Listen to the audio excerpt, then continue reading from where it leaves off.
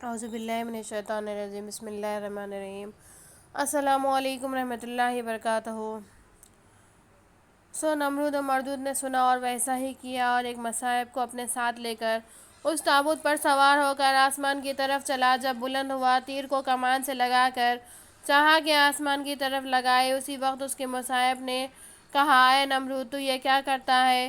اس مردود نے کہا، آسمان کے خدا کو تیر لگا کر ملک کا آسمان اسے چھین لیتا ہوں۔ اس نے کہا، اے نمرود، تو جس کو تیر لگانا چاہتا ہے وہ خدا اس لائق نہیں، وہ خدا ہے جس کو ابراہیم خلیل اللہ پوجتا ہے، نام اس کا قہار و جبار ہے، اور تو سب سے بدبخت ہے۔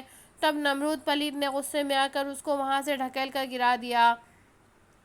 تب فوراً اللہ کے حکم سے جبرائیل علیہ السلام آ کر اس کو بے حساب و کتاب بہشت میں لے گئے۔ پس نمرود مردود نے آسمان کی طرف تیر لگایا۔ اس وقت جناب باری سے حکم آیا، اے جبرائیل، نمرود کے تیر کو لے کر مچھلی کی پشت میں لگا کر نمرود کی طرف ڈال دے، تاکہ کوئی دشمن بھی میری درگاہ سے محروم نہ جائے۔ تب جبرائیل علیہ السلام نے کہا، اللہ تعالیٰ کا حکم ہوا ہے کہ اس تیر کو تیرے پیٹ کے خون سے آلودہ کر کے نمرود کی طرف ڈال دوں، تاکہ وہ خدا کی درگاہ سے نا امید نہ جائے۔ یہ سن کر مچھلی نے درگاہ الہی میں بذرائع عرض کی کہ الہی اس بے گناہ کو دشمن کے تیر سے مارتا ہے۔ تب ندا آئی، اے مچھلی، جو رنج کر کہ اب تو کھینچتی ہے، بار دیگر تجھ پر تکلیف نہ ہوگی۔ پس جبرائیل علیہ السلام نے نمرود کے تیر میں مچھلی کا لہو لگا کر اس ملعون کی طرف ڈال دیا۔ جب نمرود نے اپنے تین کو خون آلود دیکھا، تب خوش ہو کر کہا کہ مقصد میرا حاصل ہوا، اب آسمان کے خدا کو میں نے مار ڈالا۔ پس جو گوشت کے اوپر کی طرف باندھا تھا، پھر تابوت کی نیچے کی طرف باندھ دیا۔ پھر جب گدھوں نے گوشت دیکھا، نیچے کی طرف قصد کیا، فوراً زمین پر آ پہنچا اور تمام لوگوں پر فزع آ گیا اور بے ہوش ہو گئے۔ بعد ایک ساتھ کے ہوش میں آئے اور سب کے سب جدی جدی زبانیں کرنے لگے، اور ان میں کوئی ایک دوسرے کی باتیں نہیں سمجھتا تھا کہ خدا تعالیٰ کی بات کو کسی سے معلوم نہ کر سکے۔ اور ایک روایت ہے کہ جب نوح علیہ السلام جودی پہاڑ پر کشتی پر سے اترے، جو لوگ کہ حضرت کے ساتھ کشتی پر تھے، انہوں نے ایک ایک گاؤں جداگانہ آباد کیا تھا کہ نام اس کا سمانیہ تھا۔ وجہ تسمیہ اس کی نوح علیہ السلام کے واقعے میں بیان ہو چکی۔ ان لوگوں کو حضرت نے فرمایا کہ ہر شخص اپنی اپنی آبادی میں جا کر بسے۔ اس بات کو کسی نے نہ مانا، پس حضرت نے دعا کی۔ تب ہر قوم میں جدی جدی بات پیدا ہوئی، کسی کی بات کوئی نہ سمجھتا کہ یہ کیا کہتا ہے۔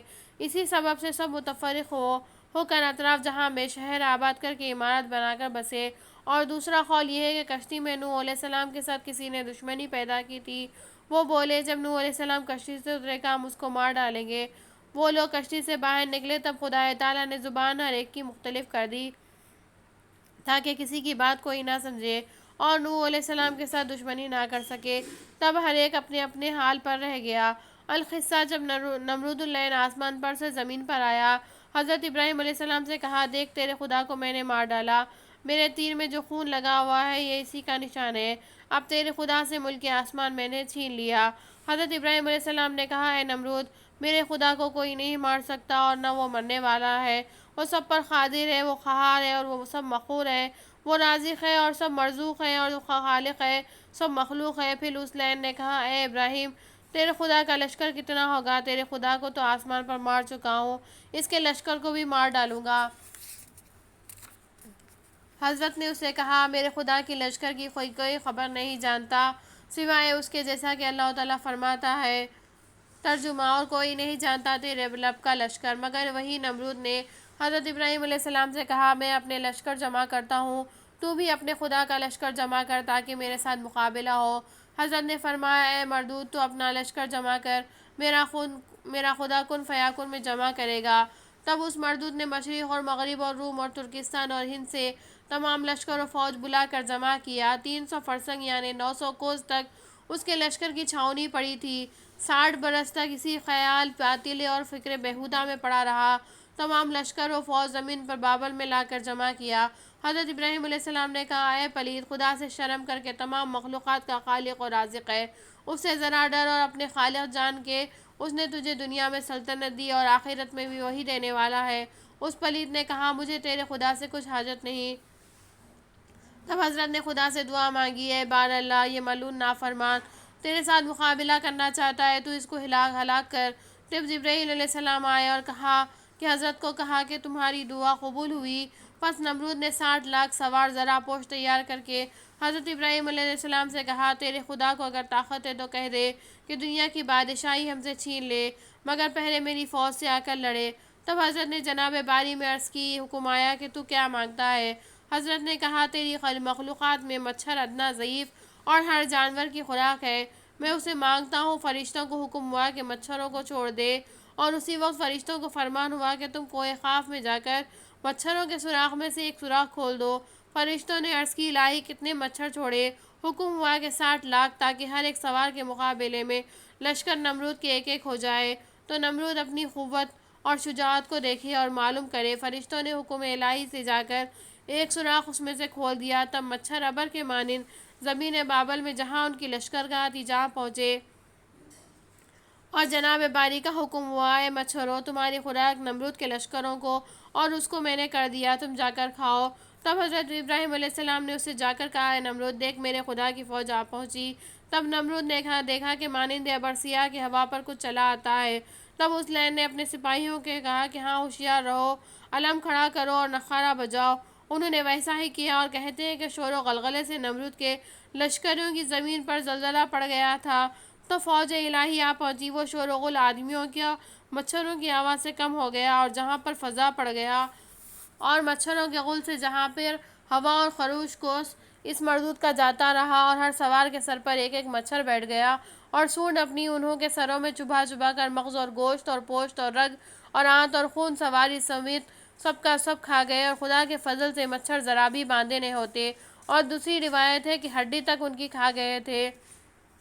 اس ملعون کی لشکرگاہ میں ایک آدمی باقی نہ تھا، اور ایک مچھر کانا لنگڑا لولا غرض ہر عضو میں اس کے نقص تھا، وہ سردار مچھروں کا تھا۔ اس نے خدا کی درگاہ میں عرض کی کہ الہی نمرود ملعون کو میرے ہاتھ سے ہلاک کر، تو اس کے عوض مجھے ثواب ملے۔ پس خدا نے قبول کیا۔ جب نمرود مردود اکیلا گھر کی طرف بھاگا لشکرگاہ سے، اور بالا خانے میں حرم بابل کے بیٹھ کر یہ تشویش کر رہا تھا کہ ہمارا لشکر سب اس طرح مارا گیا اور ہم ایک مچھر کو بھی نہ مار سکے۔ وہ سردار مچھر جو لنگڑا اور ایک آنکھ کا کانا تھا اس مردود کے زانوں پر جا بیٹھا۔ اسے دیکھ کر اس نے اپنی بیوی سے کہا کہ اسی طرح کے جانور آگے سب ہمارے لشکر کو کھا گئے، اگرچہ یہ ضعیف تھا تو اس پر بھی ہم نہ مار سکے۔ یہ کہہ کر چاہا کہ اس کو پکڑے، اتنے میں وہ مچھر اس پلید کی ناک میں گھسا اور دماغ میں جا کر مغز کھانے لگا۔ وہ مردود اس عذاب میں گرفتار ہوا کہ جس کا چارہ کچھ نہ ہو سکا۔ 40 دن رات اسی طرح گزرے کہ جب اس کے دوست آشنا یا نوکر چاکر میں سے کوئی اس کے سر پر لکڑی یا کفش کاری کرتا تو اس کے صدمے سے کچھ مچھر مغز میں ذرا دم لیتا، تب اس مردود کو ذرا چین ہوتا۔ اور پھر 40 دن رات کے وحی نازل ہوئی کہ اے ابراہیم علیہ السلام آپ نمرود کے پاس جاؤ، میری طرف اس کو بلاؤ اور راہ بتانا کہ اس کا بھلا ہو۔ تب حضرت نے خدا کے حکم سے نمرود کے پاس جا کر کہا اے نمرود تو کہہ لا الہ الا اللہ ابراہیم رسول اللہ۔ نمرود نے کہا کہ وہ اور تو کون ہے کہ میں گواہی دوں اس کی واحدیت اور تیری رسالت پر؟ حضرت نے فرمایا اگر تیرے گھر کی سب چیزیں گواہی دیں خدا ایک ہے اور میں رسول اس کا، تب تو ایمان لائے گا۔ پس اتنے میں تمام فروش و فروش اور چھت اور پرندے، آلات اور رسالات، البیت غرض سب شے نے بآواز بلند اور زبان فصیح سے کہا لا الہ الا اللہ الملک الحق الحق ابراہیم رسول اللہ رب العالمین۔ نمرود نے حکم کیا کہ تمام اسباب و آلات گھر کا جلا کر دریا میں ڈال دو، ویسا ہی کیا۔ تب پلید نے حضرت سے کہا پھر کون بولے گا تیرا خدا ایک ہے اور تو رسول برحق ہے؟ حضرت نے فرمایا تمام در و دیوار اور ستون اور مکانات اور سب چیزیں اس کی شہادت دیں گی۔ اسی وقت سب نے بآواز بلند زبان فصیح کہا لا الہ الا اللہ ملک الحق المبین و ابراہیم رسول اللہ رب العالمین۔ پھر نمرود نے ان سب شے کو یعنی در و دیوار، مکان اور ستون سب کھدوا کر جلا دیا۔ پھر نمرود نے حضرت سے کہا اب کون بولے گا؟ حضرت نے فرمایا تیرے بدن کی پوشاک گواہی دے گی۔ پھر کپڑے گواہی دی، اس کو بھی اس مردود نے اتار کر جلا دیا۔ پھر پلید نے حضرت سے کہا اور کون بولے گا؟ تب جبرائیل علیہ السلام نازل ہو کر خلیل اللہ سے کہنے لگے اے ابراہیم تمام کافروں نے موت کے وقت خدا کی واحدیت کا اقرار کیا تھا، مگر یہ مردود کافر ہرگز ایمان نہ لائے گا، قیامت تک اس پر عذاب شدید ہوگا۔ اور حدیث میں آیا ہے کہ جس وقت عبداللہ بن مسعود رضی اللہ تعالیٰ نے ابو جہل کا سر کاٹنا چاہا، اس وقت ابو جہل نے کہا اے عبداللہ تو اپنے محمد صلی اللہ علیہ وسلم سے کہے کہ جب سے میں اس کو دشمن جانتا ہوں تبھی سے یہی بولتا ہوں کہ وہ رسول خدا کا نہیں۔ پس قیامت کے دن حشر کے میدان میں حضرت بلال رضی اللہ تعالیٰ عنہ جب نماز کے لیے اذان دیں گے، اشہد ان لا الہ الا اللہ و اشہد ان محمد رسول اللہ، یہ سن کر ابو جہل وہاں بھی بولے گا کہ محمد رسول اللہ صلی اللہ علیہ وسلم اللہ کے رسول نہیں۔ پس یہ دونوں مردود ابو جہل اور نمرود دنیا میں بڑے کافر تھے اور آخرت میں بھی عذاب ہمیشہ ان پر رہے گا۔ حضرت جبرائیل علیہ السلام نے آ کر حضرت ابراہیم علیہ السلام سے کہا کہ اس ملعون کی اجل آ چکی ہے، باقی نہیں۔ جس گھڑی اس کی ناک سے وہ مچھر نکل کر چلا گیا، وہ مردود وہیں مر گیا اور جہنم وصل ہوا، قیامت تک عذاب میں رہے گا۔ اور ایک روایت ہے کہ نمرود کے سر پر سوٹا مارنے کے لیے ایک نوکر مقرر تھا، جب شب و روز اس کو سوٹا لگایا کرتا تب اس کو کچھ قرار و آرام ہوتا۔ اسی طرح جب رات دن لگاتے لگاتے 40 دن گزرے تو وہ نوکر اس کا ناچار ہوا، آخر غصے میں آ کر ایک ہی دفعہ زور سے ایک سوٹا ایسا مارا کہ اس مردود کا سر دو ٹکڑے ہو گیا، بھیجا نکل پڑا اور جان اس کی نکل گئی۔ وہ جہنم میں داخل ہوا اور وہ مچھر مغز کھا کر مانند مرخ کے بڑا ہوا تھا، سر سے نکل کر چلا گیا۔ جب نمرود وصل جہنم ہوا، اس کی قوم میں جو لوگ موجود تھے سب حضرت ابراہیم علیہ السلام کے پاس آ کر کہنے لگے، آج تک یہ ملک نمرود پلید کا تھا، اب تمہارا ملک ہوا۔ حضرت نے فرمایا، مجھ کو ملک سے کچھ کام نہیں، یہ ملک ہمیشہ ملک بے زوال مالک بے زوال کا ہے اور میں بندہ با زوال اس بے زوال کا ہوں۔ ملک مصر و عجم بادشاہوں کی جگہ ہے اور ملک شام نبیوں کی جگہ ہے، شام میں جا رہوں گا۔ لوگوں نے کہا، ہم بھی آپ کے ساتھ شام میں رہیں گے۔ تب حضرت شام کی طرف راہی ہوئے، رہیہ نام ایک جگہ ہے، وہاں آ پہنچے۔ اس ملک اور شہر کو رونق بخشی اور وہاں سے فرات کے کنارے آ پہنچے، وہاں بھی ایک شہر آباد کیا، نام اس کا رقیہ رکھا۔ پھر وہاں سے حلب میں تشریف لائے۔ وجہ تسلیمیہ حلب کی ہے یہ ہے کہ شب کو وہاں دودھ دھویا کرتے تھے اور وہاں سے حلب احمر میں اور وہاں سے یمن میں آئے کہ جہاں کے بادشاہ نے حضرت حاجرہ رضی اللہ تعالیٰ کو دیا تھا۔ وہ بادشاہ حضرت کے پاس دین مسلمانی سے مشرف ہوا اور جو آتے دین اسلام سے مشرف ہوتے۔ پھر وہاں سے دمشق میں آئے اور وہاں کے لوگوں کو بھی طریقہ اسلام کا بتا کر شہر طیب میں آوارد ہوئے اور وہاں کے اہل شہر میں حضرت کے آنے سے بھاگ کے پہاڑوں میں جا رہے۔ مسلمان سب وہاں سے غنیمتیں لے کر حضرت کے ساتھ کنان میں آ پہنچے، وہاں ایک نہر جاری دیکھی۔ حضرت نے فرمایا، اس کا پانی 7 جگہوں میں جا گرتا ہے، میلاد و خامر، خسائم و زوم اور مانند اس کے، اور وہاں کے آدمی فعل و ردیف میں یعنی مرد کے ساتھ مرد اور عورت کے ساتھ عورت فعل بد کرتے ہیں اور رہزنی کر کے لوگوں سے مال چھین لیتے ہیں۔ یہ لوگ اسی فعل پر رہے اور مر گئے۔ یہ شہرستان قوم لوط علیہ السلام تھا۔ پھر وہاں سے بیت المقدس میں تشریف لائے، تب سارہ خاتون رضی اللہ تعالیٰ نے حضرت صلی اللہ علیہ وسلم کے آنے سے عذرائے خوشی کے 200 دینار فقراء کو تصدیق کیے اور تمام شہر کے لوگ خوش اور مسرور ہو گئے۔ تقدیر الہی سے ایسا اتفاق ہوا کہ حضرت ابراہیم علیہ السلام پہلے حضرت حاجرہ رضی اللہ تعالیٰ عنہ سے ملاقات کی اور نور پیشانے سے حضرت کی حاجرہ رضی اللہ تعالیٰ عنہ کی پیشانی پر ظاہر ہوا۔ بعد وہاں سے اٹھ کر حضرت سارہ رضی اللہ تعالیٰ عنہ کے پاس تشریف لے گئے۔ تب حضرت سارہ رضی اللہ تعالیٰ عنہ اس حال سے واقف ہو کر حاجرہ رضی اللہ تعالیٰ عنہ کے کان چھید دیے۔ پس حضرت حاجرہ رضی اللہ تعالیٰ عنہ کے کان چھیدنے سے اور بھی زیادہ خوبی آ گئی۔ سارہ رضی اللہ تعالیٰ نے کہا کہ واہ واہ، اس عیب نے اور ہی خوبصورتی بخشی۔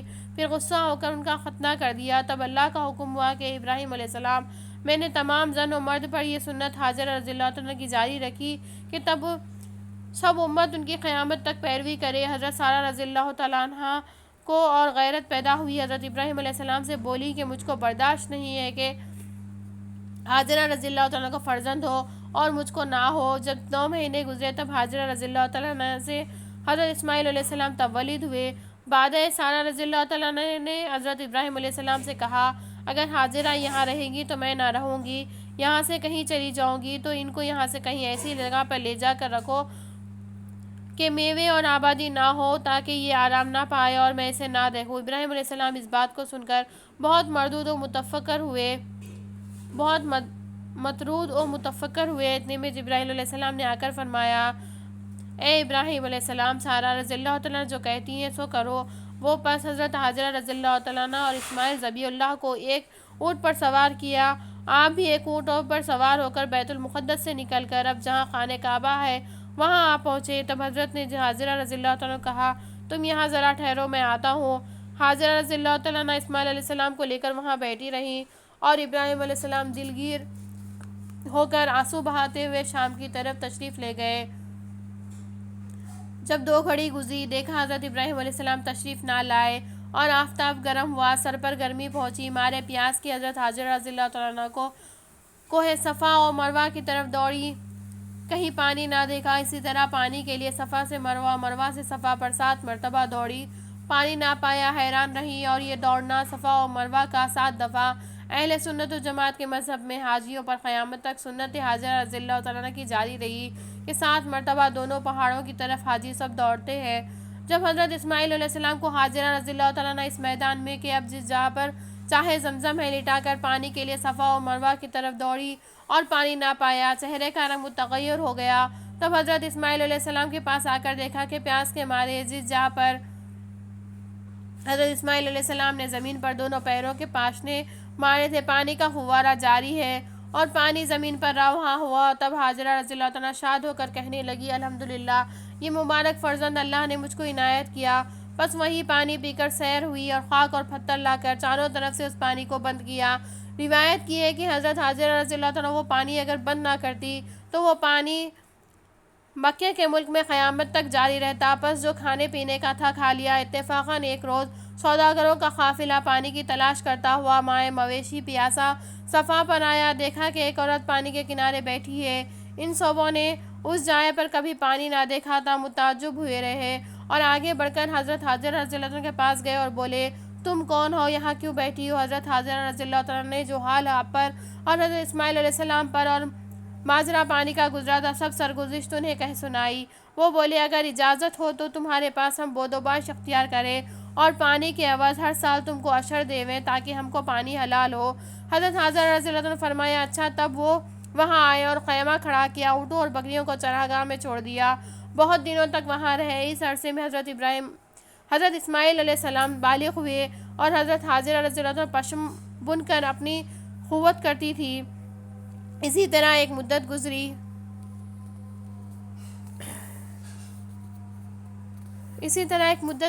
ایک روز حضرت خلیل علیہ السلام کو حضرت حاجرہ رضی اللہ تعالیٰ عنہ اور اسماعیل علیہ السلام کو دیکھنے کی آرزو ہوئی کہ خدا جانے وہ دونوں کس حال میں ہیں۔ تب حضرت سارہ رضی اللہ تعالیٰ عنہ سے خلیل اللہ نے اجازت مانگی۔ حضرت سارہ رضی اللہ تعالیٰ نے اجازت دی اور حضرت سے عہد لیا کہ تم وہاں سواری پر سے نہ اترنا اور جلدی دیکھ کر وہاں سے چلے آنا۔ یہ عہد کر کر حضرت نے بیت المقدس سے نکل کر بیابان کی راہ لی۔ جب مکے میں جا پہنچے تو قوم عرب کو دیکھا کہ اونٹ اور بکری چراتے ہیں اور کسی کو دیکھا بیٹھے ہوئے اور کوئی پھرتا ہے۔ حضرت ابراہیم علیہ السلام کو کسی نے نہ پہچانا مگر حاجرہ رضی اللہ تعالیٰ دور سے دیکھ کر حضرت کو استقبال کر کے لائی، لیکن حضرت ابراہیم علیہ السلام نے اپنے عہد کا خیال کر کے اونٹ پر سے زمین پر پاؤں نہ رکھا۔ حاجرہ رضی اللہ تعالیٰ نے اسماعیل علیہ السلام کو بلا کر کہا دیکھو تمہارے والد آئے ہیں۔ انہوں نے آ کر دیکھا اور بہت خوش ہوئے، اور اس وقت حضرت اسماعیل علیہ السلام کچھ بڑے ہوئے تھے۔ اور حاجرہ رضی اللہ تعالیٰ نے حضرت سے کہا کہ سواری پر سے اترو کہ ہاتھ پاؤں دھلا دے۔ تب حضرت نے کہا سارہ رضی اللہ تعالیٰ نے مجھ سے عہد لیا ہے کہ سواری سے نہ اترنا۔ تب حاجرہ رضی اللہ تعالیٰ نے ایک پتھر لا دیا اور اس پر ایک پاؤں رکھ کر دھلا دیا اور دوسرا پتھر لا دیا، اس پر دوسرا پاؤں رکھا، تب ہاتھ پاؤں سب دھلا دیے۔ جس پتھر پر حضرت نے قدم رکھا تھا اب وہ مقام خلائق کا مصلی ہے، جیسا کہ اللہ تعالیٰ نے فرمایا ہے۔ ترجمہ: پس ابراہیم علیہ السلام ان کو دیکھ کر بیت المقدس کو تشریف لے گئے۔ حضرت سارہ رضی اللہ عنہ کے پاس مہمان سرا بن کر خلق اللہ کی دعوت و مہماندہی کرتے رہے۔ صدق اللہ العلی العظیم۔ وما علینا الا البلاغ۔ بیان ابراہیم علیہ السلام جاری ہے۔